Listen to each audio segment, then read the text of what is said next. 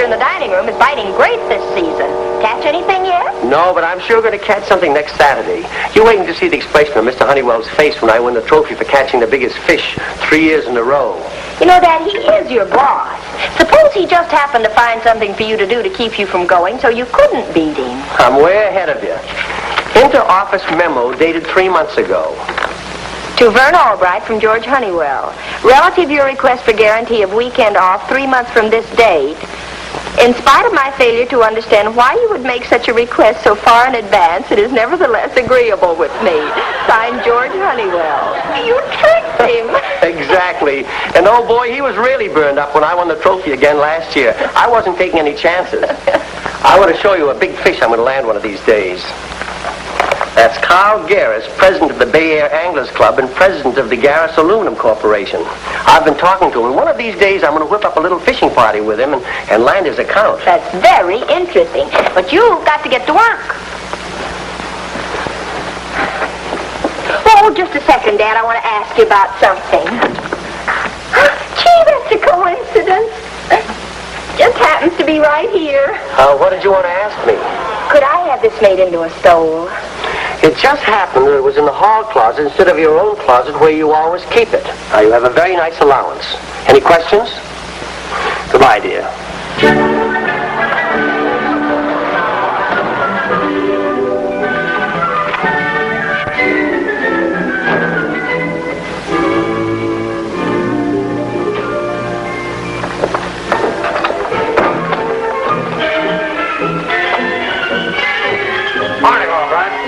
Oh, good morning, Mr. Honeywell.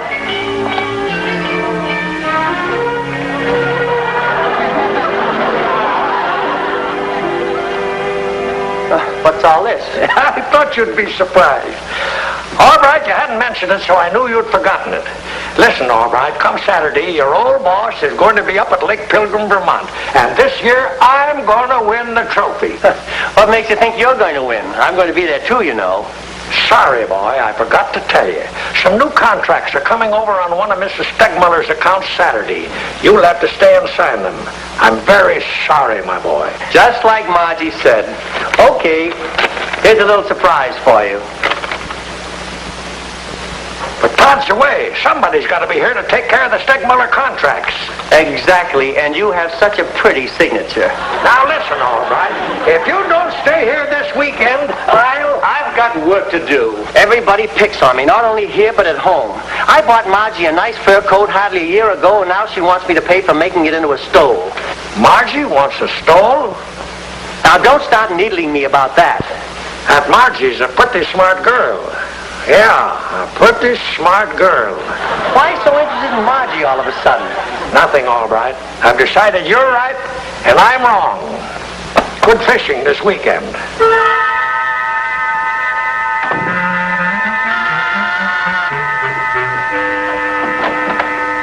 Mr. Honeywell. Hello, Margie, my dear. Your dad tells me he wants your fur made into a stole, is that right? That's right. Well, never let it be said that old George Honeywell doesn't come through in a pinch. I'll take care of your stole. Huh? In fact, I'll buy you a brand new stole. Mink. I hate to be repetitious, but... Huh? You heard me, Margie. All I want you to do is one small favor for your dad's old boss. What kind of a dirty trick do you want me to play on my father? Margie, how can you accuse me of such a thing? Okay, I apologize. Now, what's the dirty trick you want me to play? It isn't a dirty trick at all, Margie. I want you to figure a way to keep him in town this weekend. Oh, I see. You want me to keep him in town so you can win the fishing trophy. Not at all. There are some papers that have got to be signed. Margie! That's Freddie Wilson. Come in. I won't do it. Oh, please, Margie. You don't know how much I've counted on this weekend. Hi, Margie. Hi, Mr. Honeywell. I couldn't do a thing like that against my father. He's counting on this weekend, too. You didn't let me finish. The stole is only part of my offer. Don't you think a whole week off is better than just a weekend? A whole week off? In exchange for one little weekend? What are you talking about? Dad already has 3 of those trophies. He doesn't need another one. That's exactly the way I feel about it. What are you talking about? He's been working hard. A whole a week off would be wonderful for him. I don't care how you do it. The sky's the limit. Just keep him in town. Keep who in town? It's a deal. This isn't against him, it's for him. Thanks, Margie, and the sooner you start, the better. You can get him to do almost anything. Good luck. Well, what'll I do? Well, what were you talking about? That man at the Anglers Club. Carl Garris. Freddie, if my father had a Saturday appointment with such an important potential client as Carl Garris, he couldn't go out of town. Hey, stick around. I may need your help. Now, we'll wait till noon when Dad's out to lunch. Good idea? Oh, swell idea. If this doesn't work, I don't know what will. I'll be right back. I have to finish making the beds. I'm going to help her do something? I don't know what it is. Ignorance is bliss, but I'm ridiculous.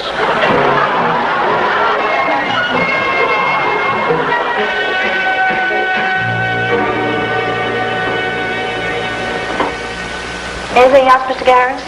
I'll go to lunch first. We'll finish this afternoon. Yes, sir.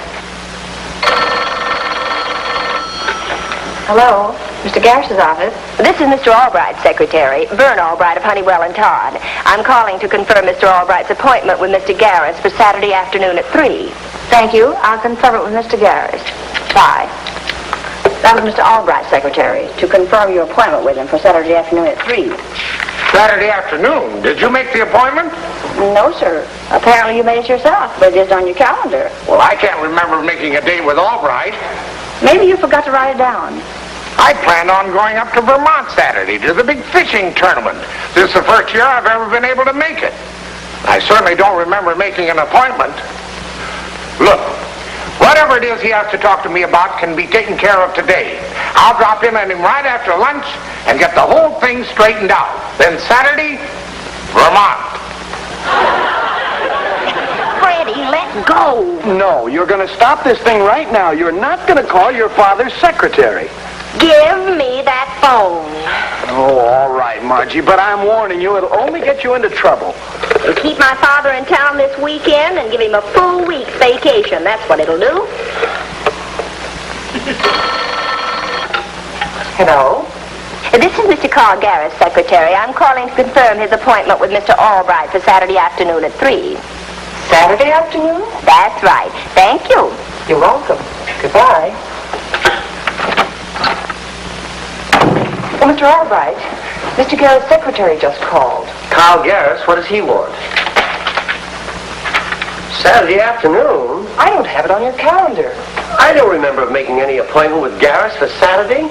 Wonderful, Margie, wonderful. I'll sort of help things along. But Garris can't do this to me. Maybe I did make the appointment, but I don't remember it.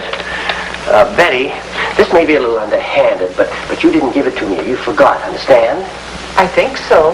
And don't let on to Mr. Honeywell. All right. Oh, hi, Mr. Honeywell. Did you have a nice lunch? Fine, boy, fine. Did you get the message from Mr. Garris? Yes, but how did you know?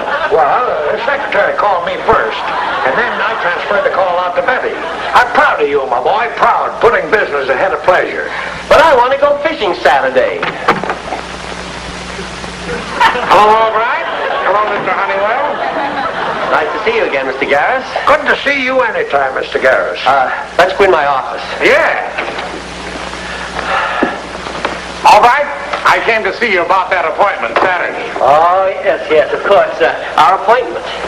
I thought maybe we could discuss the matter today. No use carrying it over until Saturday. Splendid idea. All right, you have other things lined up for this afternoon. I want to take care of Mr. Garris right now. This is a very important matter. By the way, Albright, what was it you wanted to talk to me about? Don't you remember? It was your idea. No. I remember distinctly it was your idea. You made the appointment with me. I did?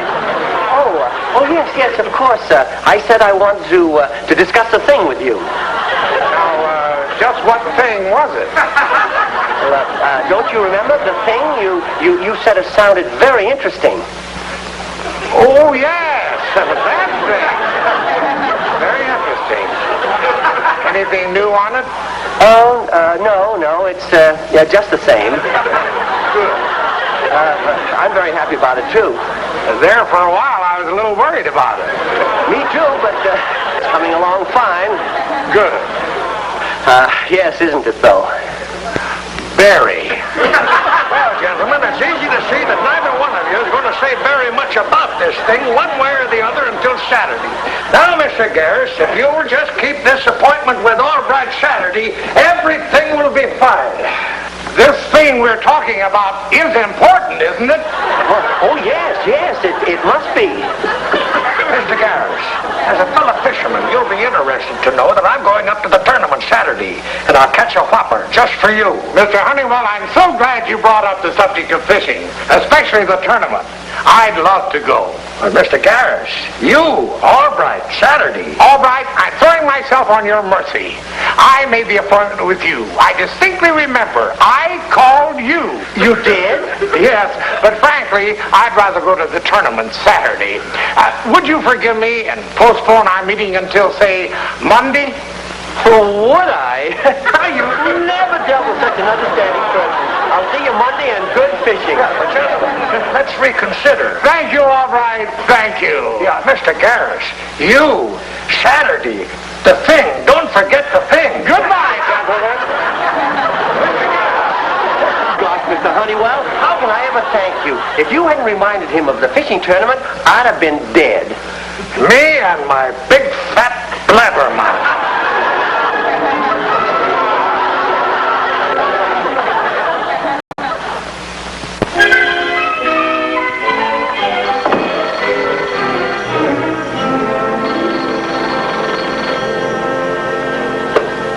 Hello?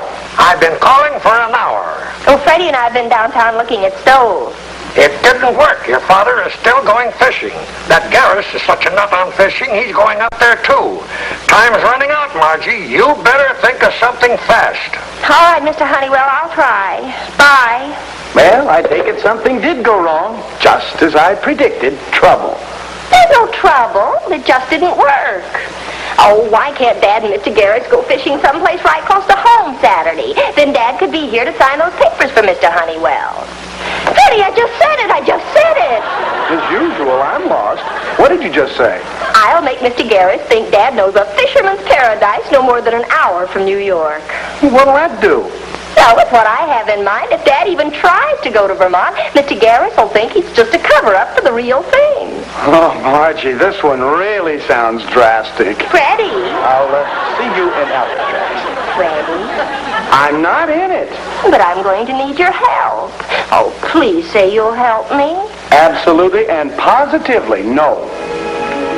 Freddie, you haven't kissed me for a long time. Well, I hope we get adjoining cells.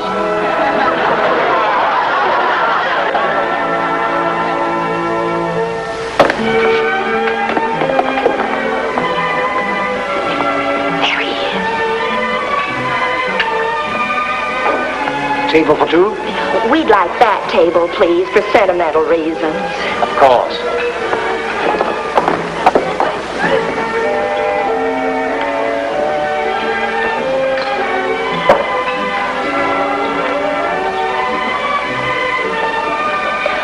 Freddie, and give it a little class.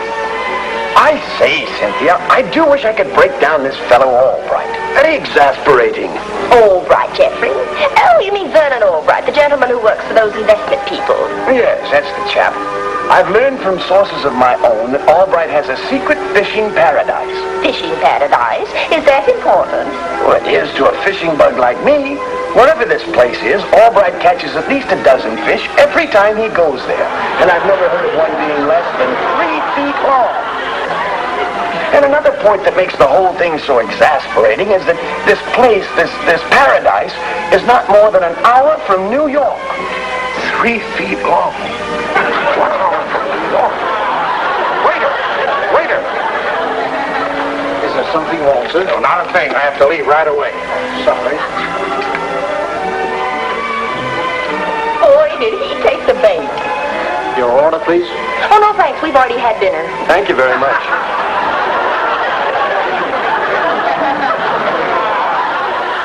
Okay, Mr. Honeywell, how does that check? It's all right. Now let's get to a restaurant. I'm starved. Well, working late, eh? I'd hoped I'd find you here when no one answered your phone at home. Albright, I like you. Well, thanks, Mr. Garris. I like you, too. Yes, sir. We're real pals, right? Oh, yes, of course. And real pals never hold out on each other, do they? Well, no, naturally. Good.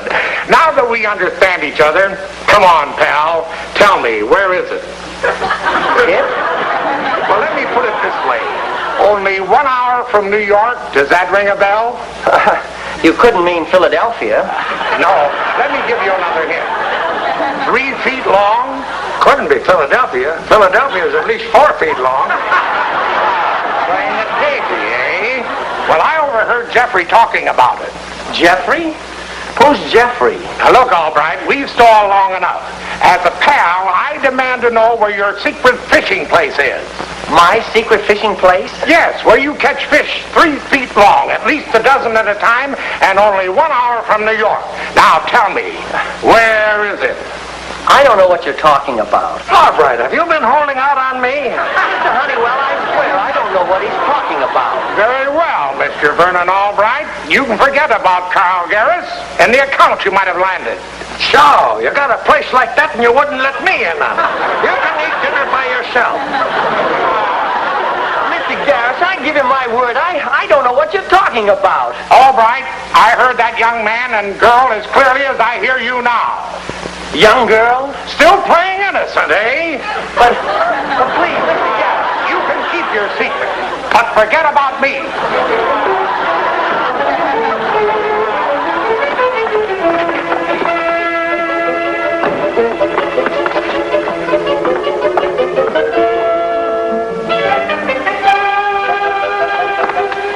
He's gone. Come on, we've got to put Mr. Honeywell wise.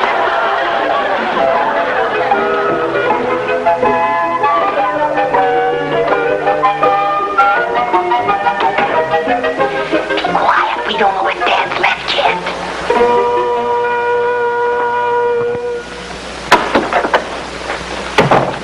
Margie, Freddie. Wait till you hear what we've got to tell you. So that's why Garris was here. Margie, I've got to hand it to you. Don't forget our deal, Mr. Honeywell. I get a mink stole and Dad gets a week off. Just as long as he stays in town for the weekend. I won't forget. We better keep our voices down. I'll see if your father's left.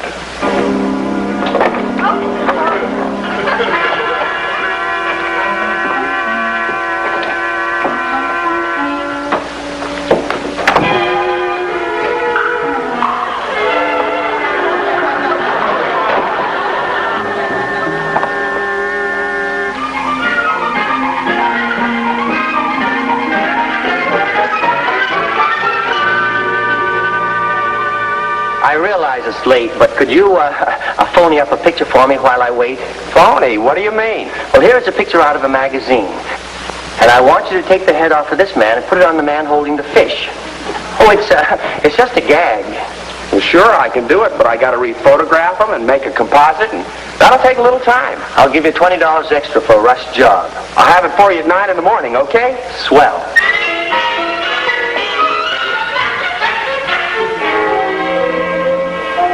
What's the idea? What'd you call me in here for? What are we waiting for? Yes? Mr. Garris is here. Good. Send him right in. All right, Albright. What is this important news you have for me? Mr. Garris, I've learned the truth.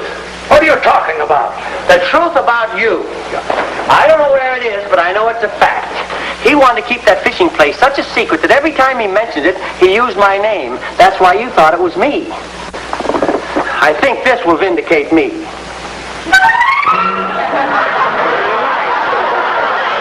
Very nice. I remember this. Mr. Honeywell, I'll give you 2 seconds to tell me where you caught those, or this will be the last you'll ever see of me. And I guarantee you'll never handle my account. Why, that is, Albright, what are you trying to do? Mr. Honeywell, come on. Tell Mr. Garris where your secret fishing place is. Mr. Albright, Mr. Honeywell, the day the two of you, or one of you, whichever it is, decides to tell me where I can catch fish like that and only 1 hour from the city. Let me hear from you. Mr. Garris, wait. Goodbye. I didn't mean to get him so sore. I was just going to tell him. I wish somebody'd tell me where I caught those. Oh, Mr. Honeywell, I've got to explain something to you. You see, last night when Margie and... Sorry, Mr. Garrett. I didn't mean any harm. I was just trying to help my dad. But now Mr. Honeywell's so furious, he says Dad's through as soon as their contract expires next month. Just a great big gag. You know what I've been doing for the past 48 hours? I have measured every spot on this map within an hour from New York. I've even measured mosquito swamps and back alley mud puddles. I'm sorry, Mr. Garrett, but it was my fault, not my dad's. Oh, please make everything all right with Mr. Honeywell. You're pretty good at thinking things up. Now, if you could come up with a way so that I could get the last and even bigger laugh. You mean you'd make everything all right if you could top my father and Mr. Honeywell? Actually, this has been pretty funny. But I don't like being the goat. But how could you top them? This is all about fish, and the only thing I know about fish is what I see in the fish market. Fish market! You have an idea? Boy, are you going to have the last laugh.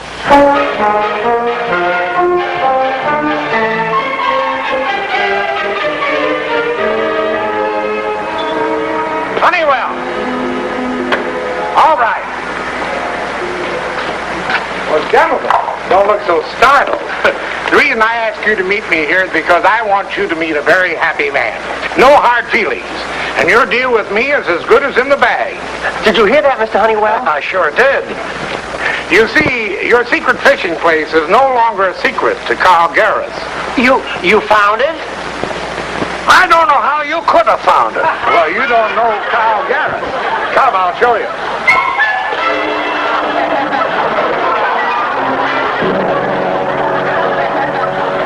Don't you worry, gentlemen. I'll never tell another soul about Caribbean Cove. That'll be our little secret.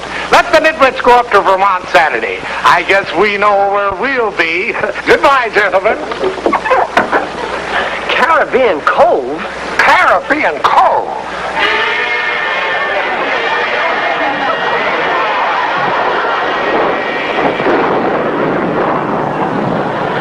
Paradise. All I've caught is an old tire. Oh, what are you griping about? All I've caught is an old corpse, not even my size. Where the deuce are all the fish anyway? I've got a bite! I've got a bite!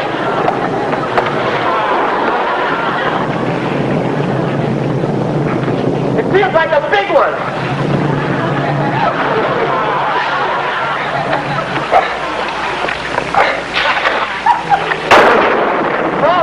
Oh, Mr. Honeywell, I've done it again. I'm a cinch to win first prize with this baby. Wait a minute. There's a note on his tail. Compliments of Crunchmeyer's Fish Market. From one poor fish to another. Hi, Dad. What's new?